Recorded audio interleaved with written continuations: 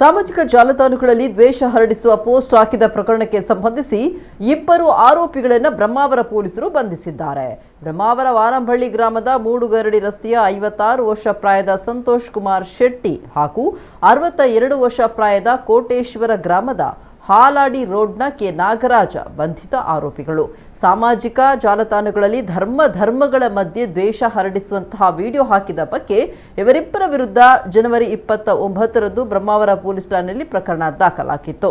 Udupi DYSP ಪ್ರಭು TD ಮತ್ತು Brahmavar police ವೃತ್ತ ನಿರೀಕ್ಷಕ ಗೋಪಿಕೃಷ್ಣ ಮಾರ್ಗದರ್ಶನದಲ್ಲಿ ಬ್ರಹ್ಮಾವರ ಪೊಲೀಸ್ ಠಾಣಾ ಪೊಲೀಸ್ ಉಪ ನಿರೀಕ್ಷಕರಾದ ಅಶೋಕ್ ಮಾಳಾಬಗಿ, ಸುದರ್ಶನ್ ದೊಡಮನಿ ಹಾಗೂ ಠಾಣಾ ಸಿಬ್ಬಂದಿ ಈ ಕಾರ್ಯಾಚರಣೆ ನಡೆಸಿದ್ದಾರೆ.